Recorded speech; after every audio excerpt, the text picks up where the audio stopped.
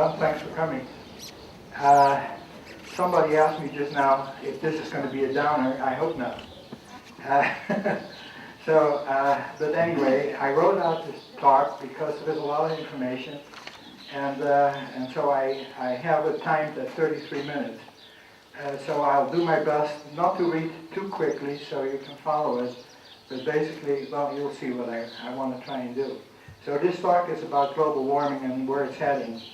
I did present this talk to another group, a smaller one in this area, some months ago, and while they agreed that it's a serious problem, all right, nobody got excited about it. And I thought that the reaction should have been much more emotional. After all, we're talking about survival, our survival. Perhaps I didn't make that clear enough. Now, I used to teach marketing fundamentals at IIT, and among the sage advice that I dished out was that if you want the attention of a donkey, you take a 2x4 and you hit the animal between the eyes. That's what needs to be done with people as well, metaphorically, of course. So let me ask you, why is it that we're making sure that our children, and certainly our grandchildren, will die a premature and a miserable death? Will that get your attention? With causing global warming, this is exactly what we collectively are doing. We, you and I, we're making the future of humanity, the future, but that is the place where our children and grandchildren will live, maybe.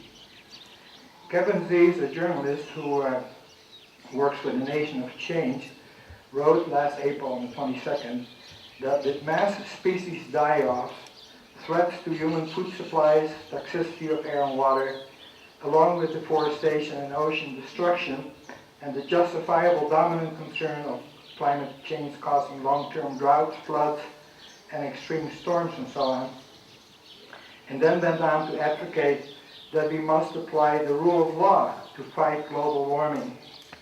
However, I think that the rule of law is not going to do it, because it's just too late for that. The Z's piece is one of many pieces that I read in the alternative press about global warming. Another one, published on the same day in Truth Out, was an article by Peter Shear. It dealt with Earth Day 2013, and in that he said, with climate change we face an existential disaster about which the public is still woefully ignorant. They don't know about the ice melt, and that California and Texas are perpetually on fire, that the fields in the American breadbasket are artificially irrigated with fracked up water, that storms hit harder and faster, that temperatures keep rising, and all the rest of it. And then he continued, he said, if we don't start lobbying our representatives in Congress and our president to do something about it, we're all going to find ourselves on the endangered species list. My comment on his observation is that we cannot just leave it to our government either, because it's too late for that as well. Then Jacob Chamberlain of Common Dreams reported on April 14th that millions of people are going to die of starvation as agricultural yields tank and food prices double because of the extreme temperatures. And this is not just in Africa. Lastly, in an article, it's called Our Anthropocene Future, that was published in the magazine Free Inquiry in March, also, Tom Flynn wrote that we are finally fixing our attention on the reality that intense storms are becoming more frequent. And I think Oklahoma is confirming that. You know, tornado 10 days ago that wiped out 13,000 homes, and one that I just saw on CNN yesterday that was not quite as destructive, but it was pretty bad. So while I'm not alone in thinking that global warming is a problem, I'm concerned, quite concerned as a matter of fact, about it and its consequences, and as well as the tepid response by the human race. And you should be too. It's a huge problem for all of us. But either many people do not know about it, or they don't want to know about it. So the purpose of this talk is to get you to think about global warming and what it really means to you, to your family, your friends, and to get you motivated to help do something about it. Now, I'm not a scientist, but I know firsthand the unpredictability and savage strength of the weather. You know, I lived in a motorhome for 3 years. I'm sure that I'm not the only one here with that experience. I'm convinced that the scientists are right, that global warming causes the increasing severity of the weather. And the conservatives are wrong, dead wrong as a matter of fact, by denying it. All weather events today are affected by global warming, for it is the key change that is operating in the background of all weather simply because there's more overall heat. In an article describing plans to make New York State fossil fuel free by 2050 that was published this last May the 26th, a couple of days ago, in 2000, reported by Bruce Melton, they referred to studies that showed how Sandy, the hurricane, and its path were wholly determined by global warming. You can read the work yourself on the internet if you want to. Surf under insanity. They also refer to Arctic amplification. That was a new term to me, but it's one that climate scientists have been warning us about for decades. It is due to the diminishing sea ice, and that is making the waves in the jet stream bigger and slower, and that is causing weather to stay in one place longer because of ever stronger what they call blocking ice. The warming of the oceans, meanwhile, increases the toxicity of the water, and it's killing some species that live there, like coral and shellfish, other things as well. But anyway, the warming is also expanding the volume of the water, and it's increasing its energy, and that's causing record storm surges along the coast. Thus our weather is getting more and more severe, and this will make our planet eventually incompatible with life. So I started to worry about how much time we have left before we can no longer exist on our planet, assuming, of course, that nothing changes. On the internet, I found a number of charts. One showed predictions of temperature increases out to 2100 based on scientific calculations. The most optimistic indicated that we would reach 4 degrees Celsius warming by the end of this century. That's only 87 years from today. I also found the Global Land Ocean Temperature Index that was developed by NASA. See, this is the lower chart here. Can everyone see that all right? I can move to the side. Okay. I made a very rough copy of it, to be sure. And but as you can see, it shows global temperatures starting in 1880, and it goes to today. It shows these temperatures, they're expressed in Celsius as well. For those Americans in particular that don't know this, Celsius is where 0 is the freezing point, and 100 degrees is the boiling point of water. Now you'll notice that temperatures have been rising all along. But there's a sharp and a sustained upturn starting in 1980. And so what I did is I fitted a straight line through the points plotted from 1980 to today. I just eyeballed it, but I tried to go right through the center. And I found that this line deviates, this line here, deviates from the vertical by 40 degrees. Now if you start further back in 1880, where the data was first available, then this line is off from the vertical by 80 degrees. And this indicates that global warming has doubled in the last 34 plus years. Now if you were to go back further in time, say a couple of 10,000 years, then the deviation will be 90 degrees, meaning that there was no overall change in climate on Earth. The current increase in temperature is consistent with our increasing needs for power, first for industry alone, and then for all of us to make our cars, our lights, and household gadgets function. So I went through this exercise of fitting straight lines across the plotted points because I wanted to see for myself when we might reach 4 degrees Celsius in warming, provided obviously that there's no change in the current situation. So I extended the line I started on the global land ocean temperature chart on this other chart right here. And, you know, I did that twice, by the way, because the first time I screwed it up, and I was looking at it, and I screwed it up again. But anyway, it gives you the flavor of where we're going. So let's see once.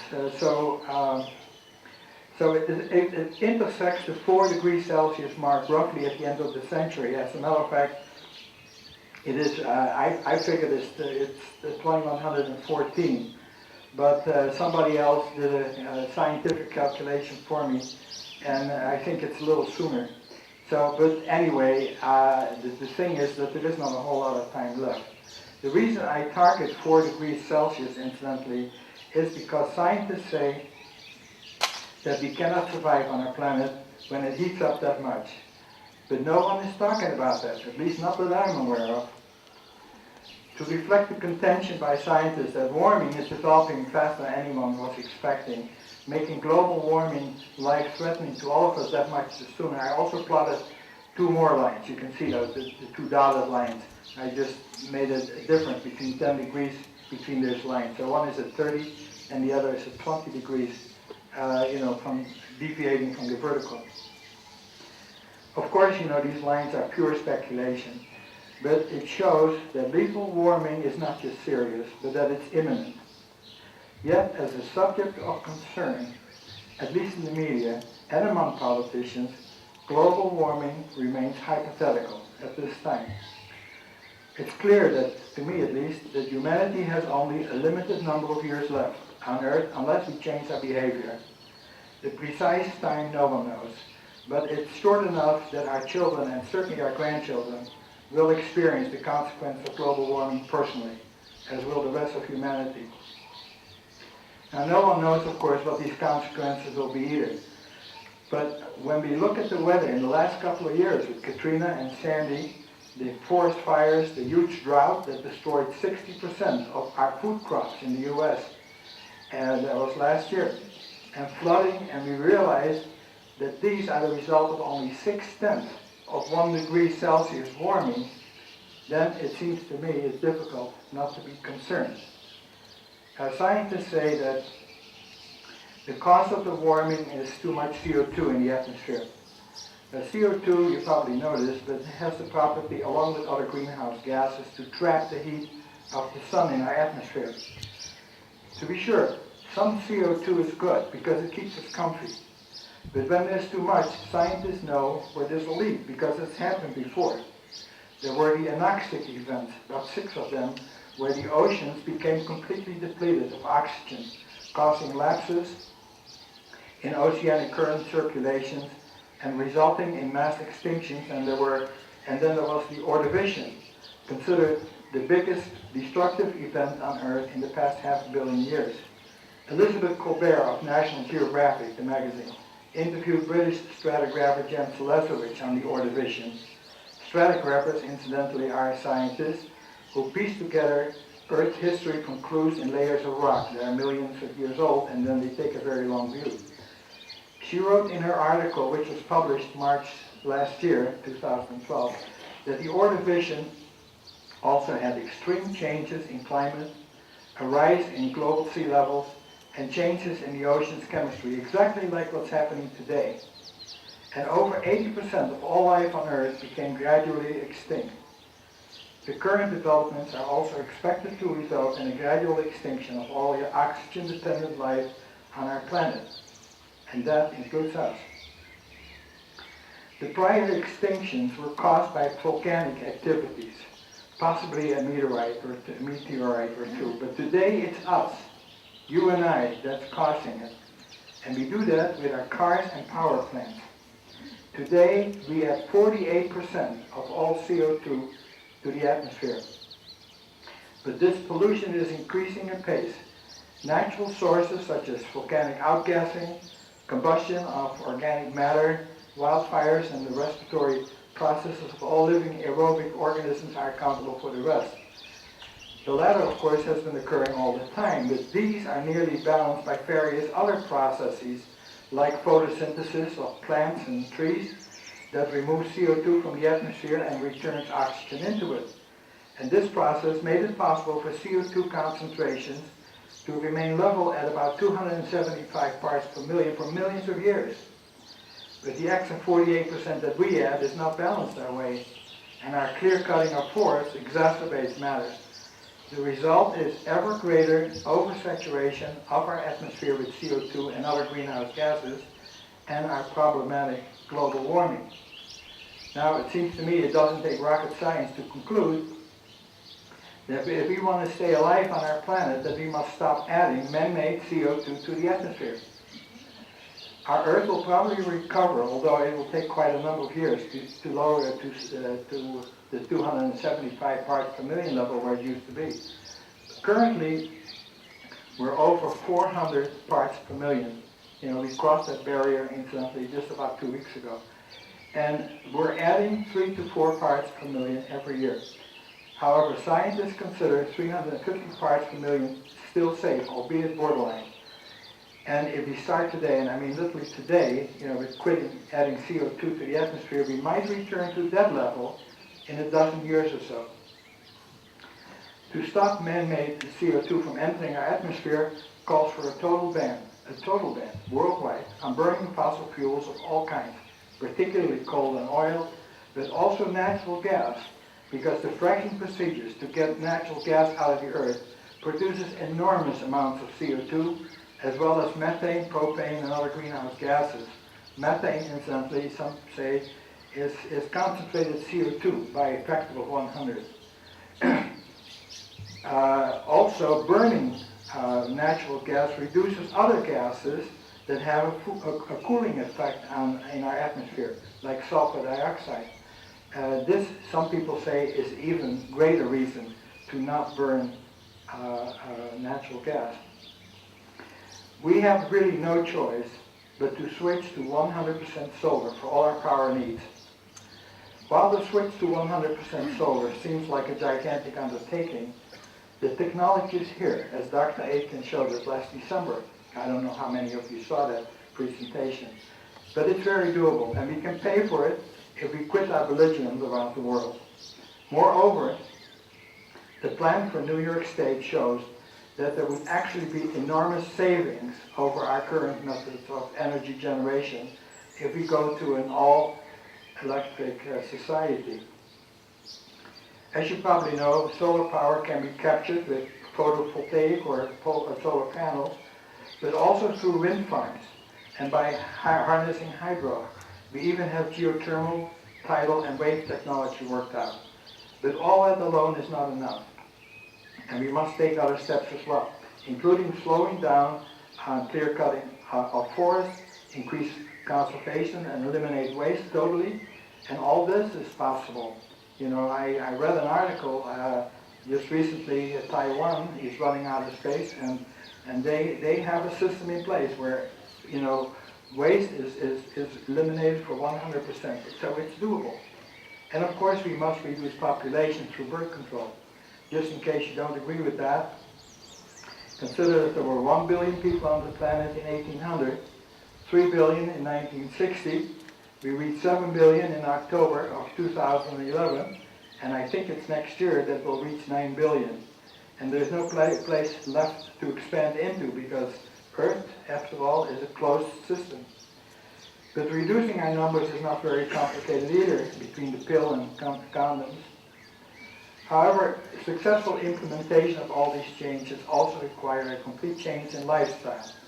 And to make that possible will require the cooperation of everyone, and it calls for a clear understanding by everyone of what is at stake. The education of humanity, probably through the distribution of factual and unbiased information worldwide, is essential, plus some well-placed regulations. Global warming is getting in the news more, to be sure. But so far, we do not nearly talk enough about it, even though it's the most ominous and massive threat to our survival that we've ever faced as a species. There are some reasons for that.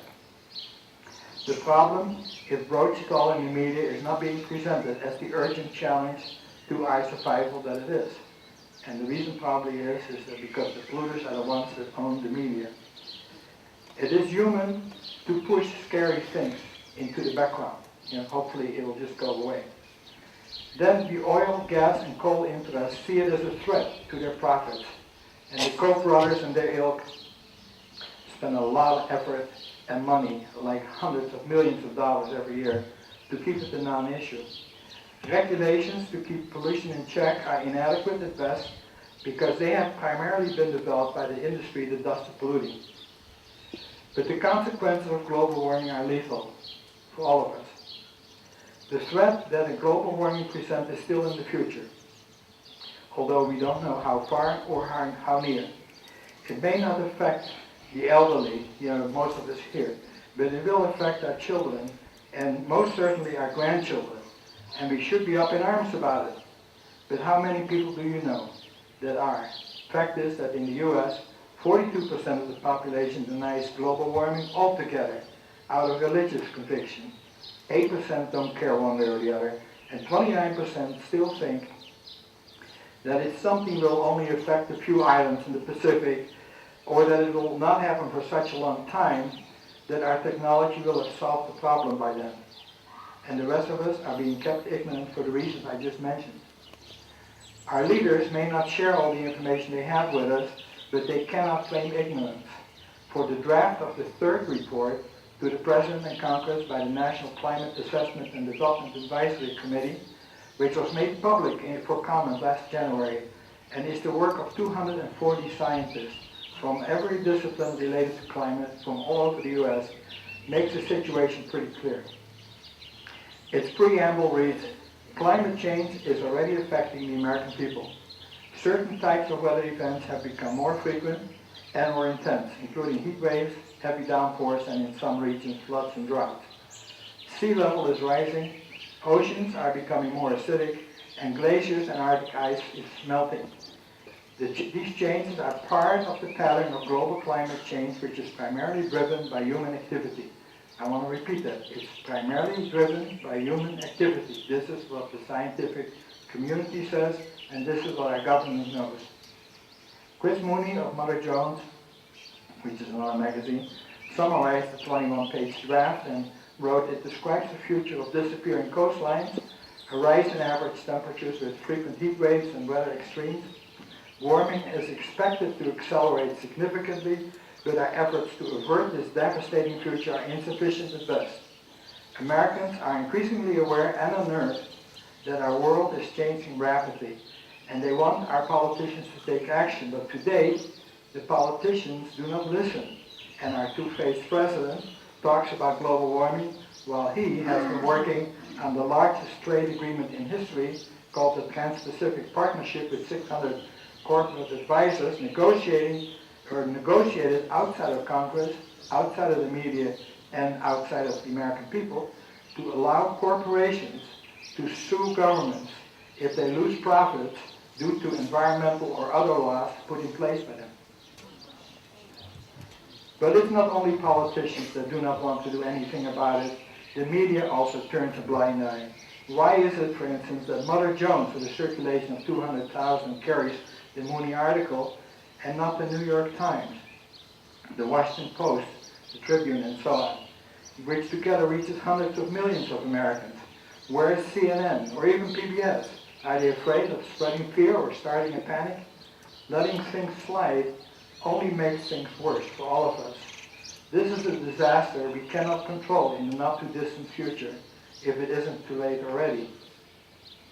So what can we do? Well, our government must be pressured to lead and begin with ordering cutting greenhouse gas emissions immediately and completely. But other changes are needed as well.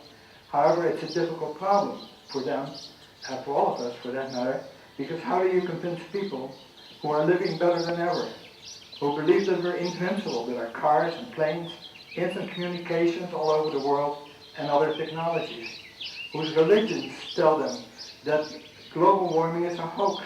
You remember Santorum? And in any event, in God's hands. Moreover, global warming is gradual and is hard to detect from day to day. CO2 concentrations is undetectable without instruments, and the steps that we must take to bring about the needed changes are nothing short of radical. And don't forget our penchant for not believing facts unless they hit us literally. And our feeling of helplessness. Noam Chomsky explains that our feeling of helplessness is brought about by pressures through popular culture and the propaganda system, which makes most of us believe that all we're good for is to ratify decisions and consume. Recognizing this truth may help you overcome this feeling. However, our mania for ceaseless economic expansion and exploitation will be our death sentence. And we seem to lack the emotional and intellectual creativity to shut down global capitalism. Yet there are some, and I'm one of them, who believe that we can change and that we still have a chance to reverse global warming if we bring our economies in line with the demands of nature. Don't retreat into crisis cults or go for the fundamentalist delusion that God will come and save us or some such. But these are big ifs. The first one calls for a complete change in the lifestyles of all of humanity, as I mentioned before. The second calls for a real understanding of the problem. And the third requires a change in the belief system of the fundamental Christians and other belief systems. Of course, the former have been waiting for over 2,000 years for the end of the world, for the rapture or whatever they call it. And in their belief that when the end is right around the corner, the kingdom of God is at hand, they don't see no particular need to worry about global warming. Be that as it may, we must get the word out globally and also fight the anti-scientific posture of the Christian right, as well as that of Islam, and who knows what other belief systems there are around the world with primitive views like that. Not by making them look stupid, but with respect for the beliefs, but reminding them of their responsibility to all of humanity. Since most of humanity is religious, we just cannot ignore that sector. We must convince them.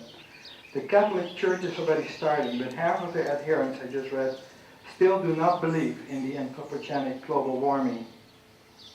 And the Cornwall Alliance for the Stewardship of Creation, a Christian right in our country, that is the US, thinks that doing something about global warming is a bad idea because such actions will affect our prosperity, its cost will far exceed, they say, its benefits, and it's, of course, contrary to biblical requirements. There are many other examples of resistance to global warming, but much of it is encouraged by corporate interests that exploit the various belief systems and the wisdom that is found in Scripture. However, the scientists are provably right, and time is of the essence. Global warming is changing our world as I speak. And even though it will not affect most of us here, it will affect our children and our grandchildren for sure. Now, we're all polluters, some of us worse than others. Locally, for instance, much of the rolling stock is decrepit. If you don't believe me, right behind the bus. Local industry is trying to compete on world markets by doing things on the cheap. Anti-pollution regulations are non-existent, or if there are any, they're not being enforced. And our power comes from burning fossil fuels. This combination renders some of the densely populated areas of Guadalajara, the dirtiest city already in Latin America and only 30 miles from here, unlivable at times. You may remember there was a headline article in the Guadalajara Reporter on that last December. But the situation in China, I understand, is worse. And CO2 concentrations continue, and their effect is not local, but it affects things globally. So as our planet gets hotter, its consequences will invade all corners of our world, including our little paradise here. I'm not worried that the world itself will end. It will keep spinning around the sun as it has for the last 4.6 billion years. But unless we do something about CO2 and other greenhouse gases, we and other oxygen-dependent organisms will simply cease to be part of it. While many people still do not connect global warming to the severe weather events that are happening, the scientific community does and declares that we have triggered a new epoch. They call it the Anthropocene. You know, that means, by the way, the age of man. This is a name that we should not be proud of. Rather, it's a warning of a coming catastrophe that will end in our extinction. Global warming is on the minds of increasing numbers of people, including our current President, Barack Obama. He has taken a few baby steps, but essentially has done little to address the problem. He says, in part because of Republican resistance. Mr. Obama therefore needs encouragement.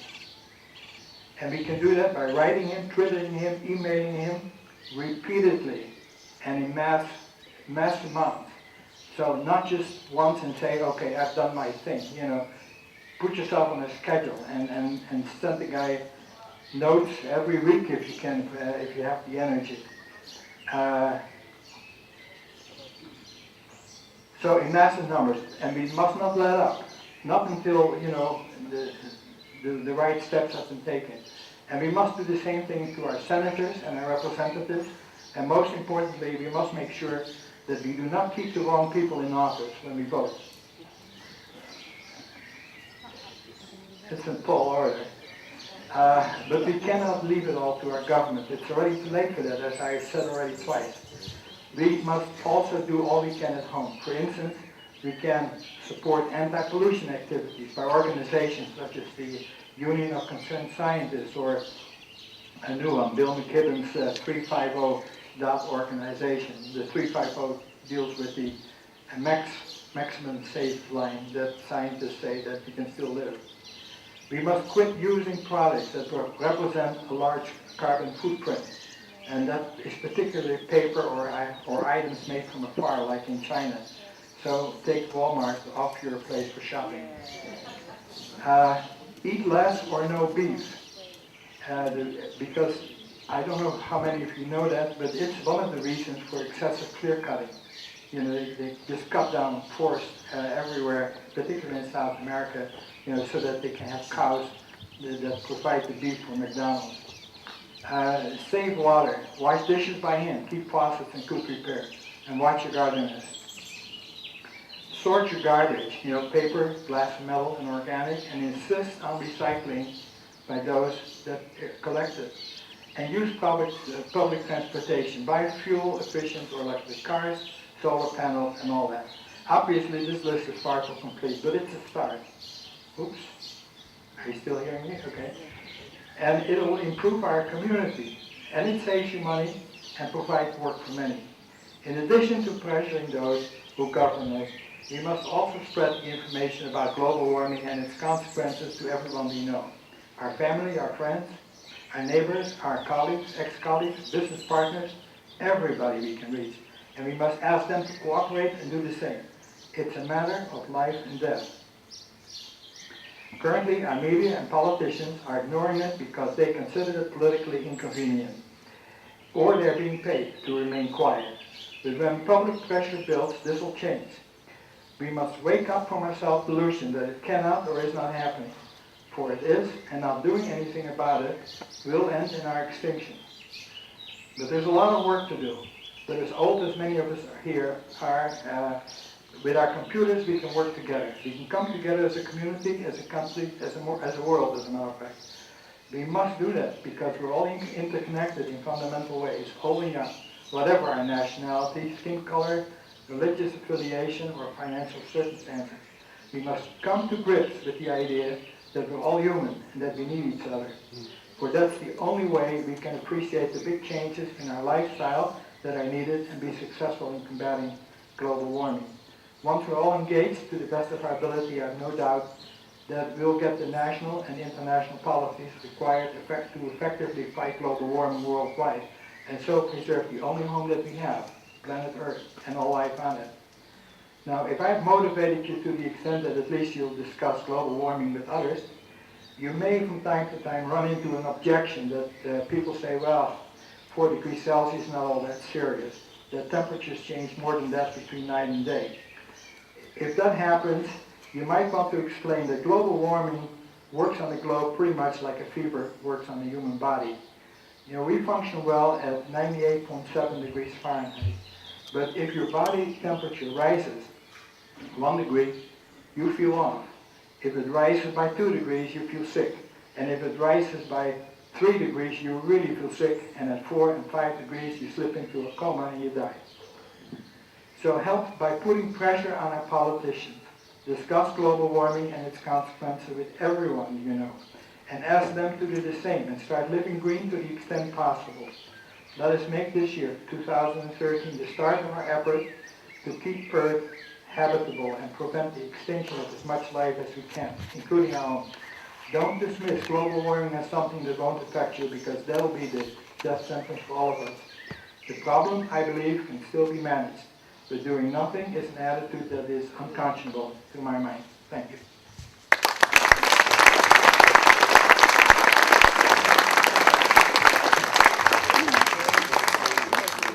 I believe there is a few minutes for questions if somebody has some. Listen. Go ahead. Yeah, wait for the microphone, okay? We'll just pass around one microphone. I just want to make a comment. I was in Shanghai, China about 6 weeks ago, and when we got off the plane, the atmosphere was gray-white. You could hardly see 200 to 300 feet. You could not see the sun. You could not see the sky. It burned our eyes. It was awful. It's the worst I've ever seen. And we ended up in Japan on a cruise, and it's clear there. They're working on it. I think they said they only use about 5% burn fossil fuels, but China is awful, and I don't know how that is going to be corrected, but they're doing nothing. And I mean, when you get off a plane and see that, it is awful. Yeah, thank you. Well, I was born a cockeyed optimist. I remember when the atom bomb was dropped, and then people started building bomb shelters.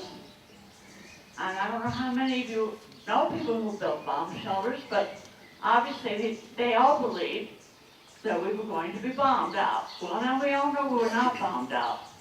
So my question to you is, if we could take as much energy as we have taken, and as much intelligence in the high-tech world to prove what is wrong, what can we do as individuals, not waiting for government, because I don't believe the government can do it. What can we do as individuals besides what you have said? And I guess I want to answer my own question. Teach our grandchildren. Teach our grandchildren what you can learn now in the 5th grade and the 6th grade, you can put into use to keep your world from dying. Well, I always consider grandchildren as part of my family, so that was included, I thought. But you should just talk to everyone, anybody who doesn't believe it, and a lot of people just shove it under the mat. I mean, if they've heard about it, it is such an uncomfortable thought that, this is very human. We just like to shove it in the background and hope it will go away. But it just is not going to go away. It's getting worse all the time. And, the CO2 is just a measure, basically, and it just keeps rising, and it keeps rising quicker and quicker.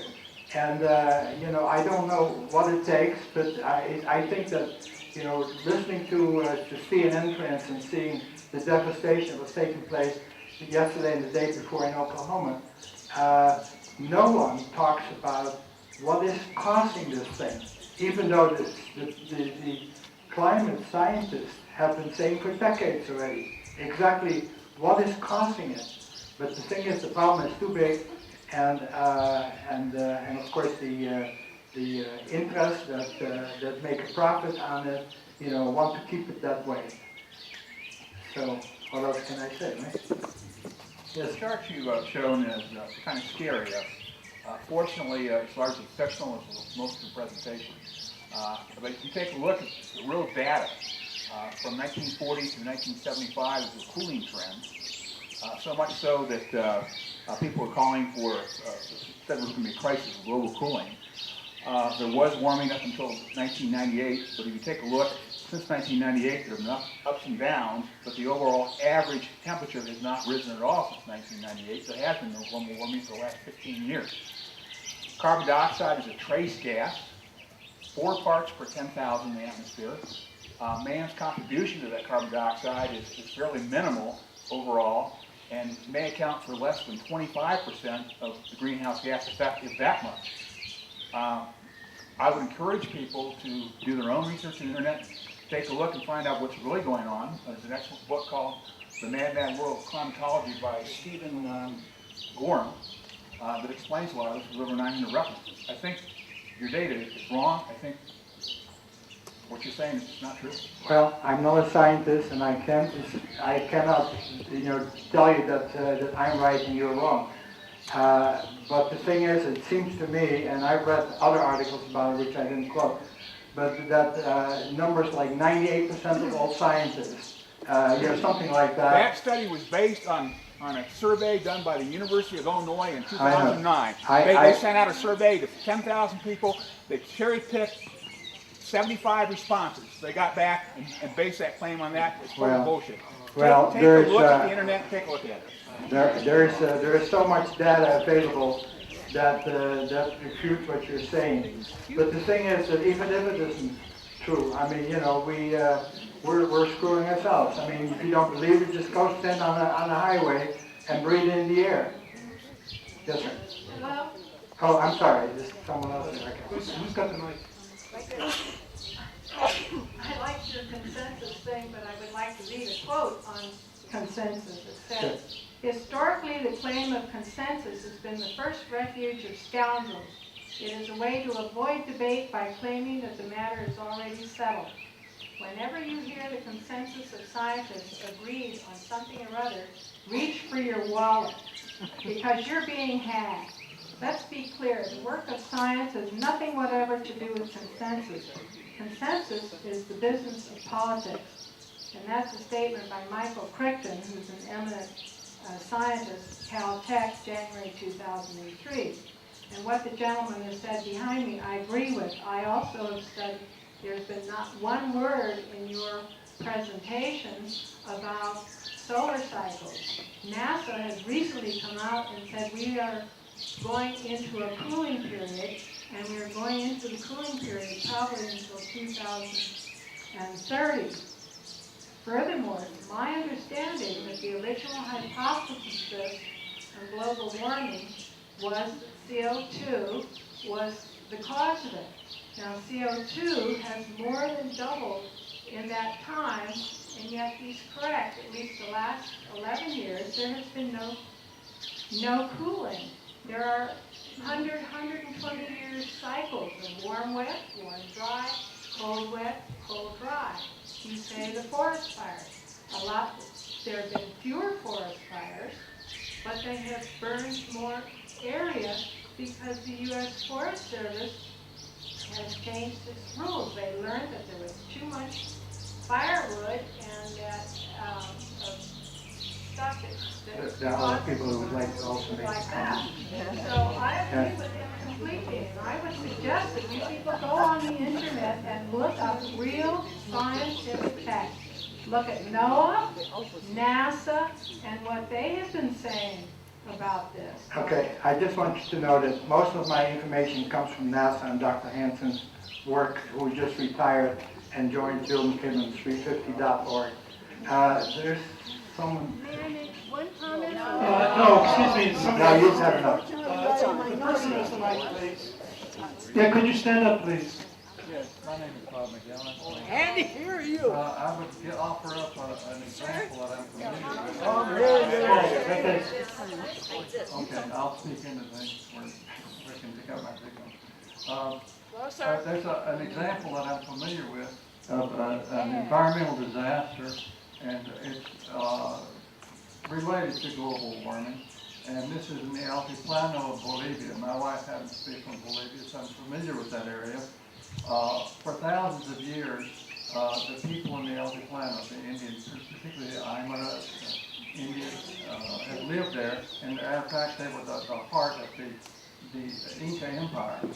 And they have been dependent upon the glaciers, the ice melt from the glaciers in the summertime for drinking water and for water to irrigate their crops. Well, if you take a look at aerial surveys now of that area, there are no glaciers anymore. And these people have been forced to go into the outskirts of La Paz, Bolivia, a place called El Alto, and of course they're uneducated people and they're essentially tribal people. They have no way of making a living, a decent living in an urban area. So there's a lot of unrest. They're forced into very abject poverty there, and there's a lot of unrest. And all of the social unrest movements that start in Bolivia happen to start in El Alto. And is this our future? Are there going to be more altiplanos? Yeah, good question.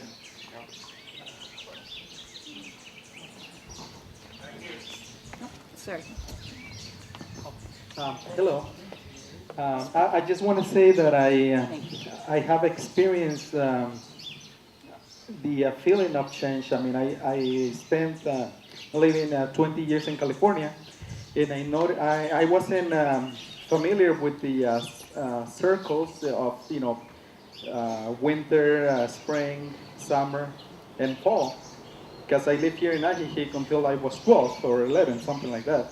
But here in Ajijic, I mean, you can hardly feel the changes. But in California, I did experience the weather when it got really hot, and it got hotter and hotter. The highest temperature that I experienced in the Bay Area was 115 degrees Fahrenheit. That is high. And regardless of what it is, moon cycles or the solar system or the carbon monoxide, I believe that what you said is really true about all of us getting together, regardless of nationalities or places, because this is going to affect the soul. And I believe that we have to change our way of life, which means that people here in Mexico, they commute on bus.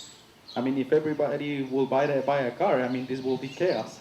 I mean, but in California, everybody owns 2-3 cars. I mean, I used to do that. I used to have 3 cars, my car, my truck, But here it's different, so I believe that we have to do something about it. Thanks for the words of support. Yeah. Could I ask everybody to keep their comments short so more people have a chance to say something? Thank you.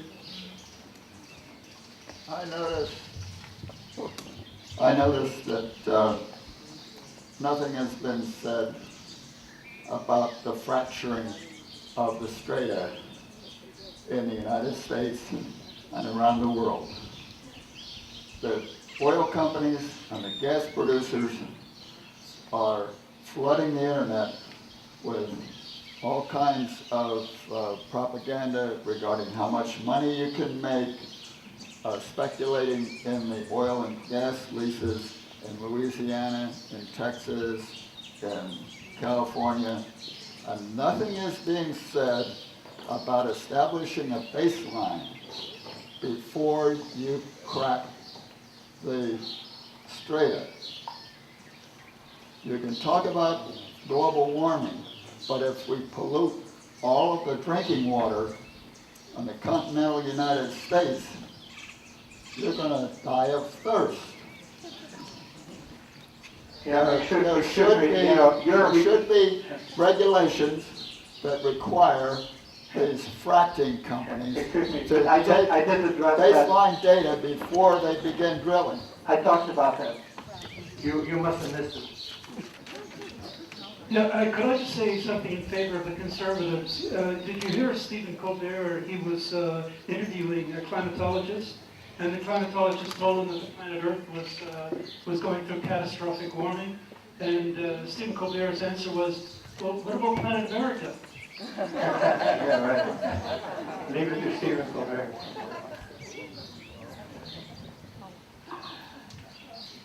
Yeah, hello everyone. I'd like to help the argument a little bit by sharing something that happened with me a couple of years ago. You know, for a long time I had a hard time visualizing just how much CO2 we're talking about and why there was a problem of this invisible trace gas affecting our atmosphere. But let's just take a minute and go back to our high school chemistry. We all burn gasoline in our cars, a typical fossil fuel. You know, a gallon of that weighs about what a gallon of water does. That's 7 pounds, okay? So guard that thought. Gasoline is what? A hydrocarbon. If you look at the formula for gasoline, it's about 95% carbon. The hydrogen is a very light element. So when you see a gallon of gasoline, that's 7 pounds is mostly carbon. What's the formula for carbon dioxide? CO2. One atom of carbon, molecular weight 12, combines with 2 atoms of oxygen, molecular weight 16, 14, to give you 1 molecule of CO2. If you do the math, it's 19 pounds of carbon dioxide that comes out of the exhaust pipe of your car for every gallon of gasoline that you burn. And you can't see it. So you get on the freeway in Dallas, Texas, and you look at the traffic and think to yourself that every one of those cars is emitting 19 pounds of CO2 in that morning traffic jam. And you multiply it by all the cars in the world burning these fossil fuels, which are a non-renewable resource, which can't be replaced. 1,100,000. And it doesn't take, it doesn't take rocket scientists to figure out that that kind of quantity in anything is going to screw up the atmosphere. And that's why we have a problem. And it doesn't require anything more than intuition, common sense, to think that if we don't do something about this, we might have a problem and we're not going to be safe. Thank you.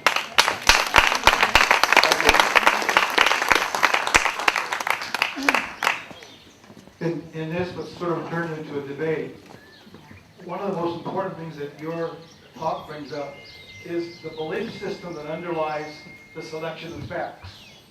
So what we have in the debate is a belief system underneath the facts that makes us select the facts that fit the belief system. And what we need to do, I believe, as a community of people, is begin to look at what are the beliefs that we individually hold that determine the facts that we pull from the internet. Because you can find facts from the internet there or here, and it's like a Bible verse. You can make a Bible verse here, whatever you want it to say, depending upon what you believe underneath. I just want to comment on this quickly. You can of course look for things that are totally opposite of what I just said, and then feel very smug about that and say it's all baloney. And 100 years from now, when we're all dead, you are right. It was baloney, and we're all dead right. Hi, I'm a climate change believer to the extent that I don't have any grandkids yet, and I almost don't want to have any because I'm so worried about the future. Yeah. But let's take climate change out of the picture for a minute. The deniers and believers, does it matter? Are we saying that clear cutting is good? Are we saying that air full of poison is good? We know we're running out of fossil fuels. We know we have to make these changes. I don't understand why we're resisting keeping the planet healthy, regardless of whether there's a climate change problem or not. I don't understand the resistance to that. Money. It's money. That's what it comes down to. The rich have to keep getting richer, I guess. But by the way, I lived 22 years in China. It's not just Shanghai where the air is unbreathable. Almost every city in China, including Hong Kong, most days of the year, you stand a very high chance of catching lung cancer or worse diseases. That affect your life in the shorter term because of that. And the air travels all over the planet. So. I would like to add to the belief system and to what this young lady just said. I believe that our thoughts create our world. And so not only do we have to make changes in how we live, but how we think. If we got up every morning and thought, what a great place I live in, what a beautiful planet I am on, and keep sending those thoughts out, the 100th monkey theory will come into effect, and everyone will begin to believe.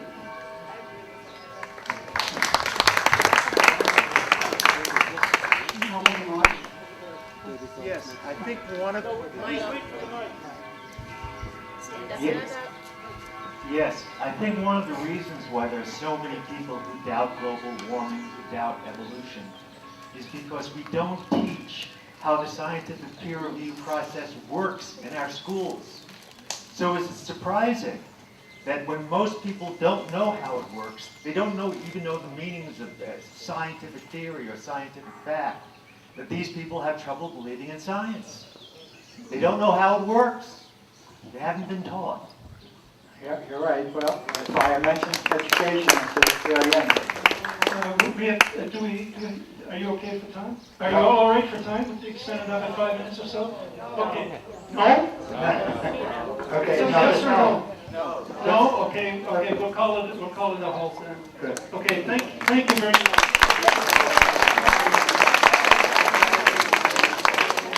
Our presenter next week is our Lucero and Carlos Aguilera. I'm sorry if I'm pronouncing it wrong. They're going to talk about attitudinal healing. Please remember, turn your cell phones on. Pick up your coffee cups and stack your chairs, please, to make it easier to put them away. Thank you for coming. See you next